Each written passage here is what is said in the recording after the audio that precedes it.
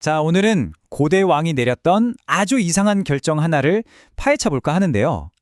이게 그냥 옛날 이야기가 아니라 오늘 우리 삶을 관통하는 아주 날카로운 지혜가 숨어 있거든요. 지금부터 그 비밀 속으로 한번 들어가 보시죠. 역사상 가장 지혜로운 왕으로 알려진 솔로몬, 다들 아시죠? 이 솔로몬이 사랑하는 아내를 위해서 별궁, 그러니까 따로 궁전을 지어줬다는 기록이 있어요. 자, 이게 과연 세기의 로맨스였을까요? 아니면 혹시 뭔가 둘 사이에 문제가 있었다는 신호였을까요? 솔로몬의 진짜 속마음을 알려면요. 겉으로 드러난 사실 너머에 그가 딱 하나 남긴 단서를 자세히 들여다봐야 합니다. 여기서 솔로몬이 밝힌 이유가 정말 놀랍습니다. 아내랑 사이가 안 좋아서 뭐 이런 개인적인 감정 문제가 아니었어요. 바로 거룩함이라는 신학적인 원칙을 딱 내세운 거죠. 여호와의 궤, 즉 하나님의 임재를 상징하는 그 궤가 머물렀던 곳은 신성하니까 구별되어야 한다는 거예요. 그러니까 이건 그냥 부부싸움 같은 차원이 아니었던 겁니다. 말하자면 왕이 제사장처럼 영적인 선을 긋고 있었던 거죠. 자신의 왕국이 영적으로 순결하기 위해선 이 구분이 반드시 필요하다고 믿었던 거예요. 자, 그럼 대체 그가 말한 거룩함이라는 게 뭘까요? 이 개념이야말로 이 모든 미스터리를 푸는 열쇠입니다. 우리가 보통 거룩하다고 하면 그냥 착하다, 선하다 정도로 생각하기 쉬운데요. 성경에서 말하는 거룩함의 핵심 의미는 그게 아니에요. 바로 구별됨입니다.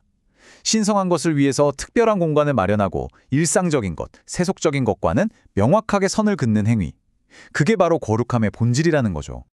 결국 솔로몬의 결정은 그냥 개인적인 선택이 아니었던 거예요. 제사장에게 주어진 가장 중요한 임무 중 하나, 바로 거룩한 것과 속된 것을 분별해야 한다는 그 영적인 책임을 왕으로서 다하고 있었던 겁니다. 바로 이 거룩한 분별력이야말로 솔로몬의 지혜의 핵심이었던 거죠. 그리고 이건요, 우리가 보통 지혜라고 생각하는 개념을 완전히 뒤집어 놓습니다. 보통 우리는 지혜롭다고 하면 되게 똑똑하고 문제 해결 잘하는 그런 영리함을 떠올리잖아요. 그런데 성경이 말하는 지혜는 좀 다릅니다. 그건 단순히 머리 좋은 기술이 아니에요. 아주 복잡한 현실 속에서 어떻게든 의로움을 성취해내는 능력. 그게 바로 성경적인 지혜라는 거죠. 솔로몬의 상황을 한번 보세요. 정말 딜레마였을 겁니다. 한편으로는 이집트 파라오의 딸인 아내를 잘 대우해서 중요한 정치적 동맹을 유지해야 했고요. 또 다른 한편으로는 하나님의 도성인 예루살렘의 거룩함을 지켜야만 했어요. 말 그대로 세상의 요구와 하나님의 명령 사이에 딱 갇혀버린 거죠. 이게 바로 거룩한 지혜가 작동하는 방식입니다. 첫째, 딜레마를 피하지 않고 똑바로 마주하죠. 그리고 둘째, 그 안에서 절대 타협할 수 없는 거룩한 가치가 무언지 분별해냅니다. 마지막으로 셋째, 양자택일이 아니라 제3의 길을 창조해내는 거예요. 아내를 위해 멋진 별궁을 지어준 건 세상의 질서도 존중하면서 하나님의 거룩함도 지켜낸 정말 창의적인 해법이었던 셈이죠. 그런데 이런 분별의 원칙이 그냥 옛날 왕한테만 해당되는 얘기가 아니에요. 오늘을 살아가는 우리 모두에게 주어진 아주 직접적인 과제이기도 합니다.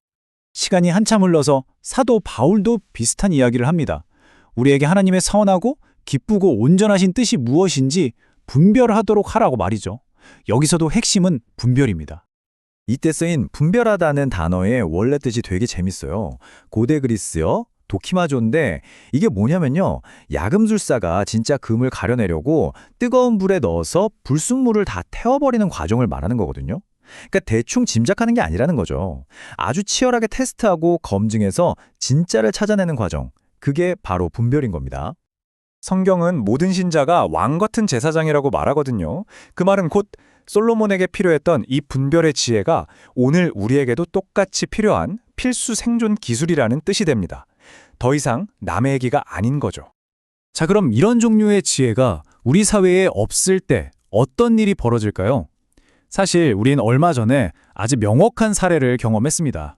바로 코로나19 팬데믹 시기였죠. 예배를 어떻게 드려야 하느냐를 두고 기억나시죠? 사회 전체가 두 개의 극단으로 쫙 갈라졌습니다. 한쪽에서는 무조건 정부 방침에 따라야 한다는 맹목적인 순응이 있었고요. 다른 한쪽에서는 목숨 걸고 현장 예배를 지키겠다는 거친 저항이 있었죠. 그 중간에서 지혜로운 제3의 길을 찾으려는 노력은 잘 보이지 않았어요. 안타깝게도 논쟁의 토점이 신학이 아니라 정치가 되어버렸습니다. 정부에 순응할 거냐, 저항할 거냐, 이 이분법에 갇혀버린 거죠. 이 새로운 현실 속에서 어떻게 공중보건도 존중하면서 예배의 본질을 지켜낼 것인가?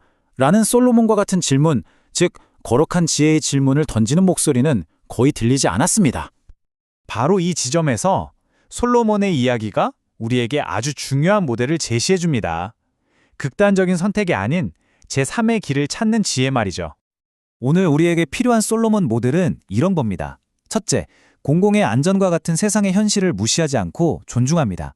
둘째, 동시에 예배의 본질과 같은 신성한 가치는 맹렬하게 보호하죠. 그리고 마지막으로 이 둘 모두를 끌어안는 창의적인 제3의 길을 만들어내는 겁니다.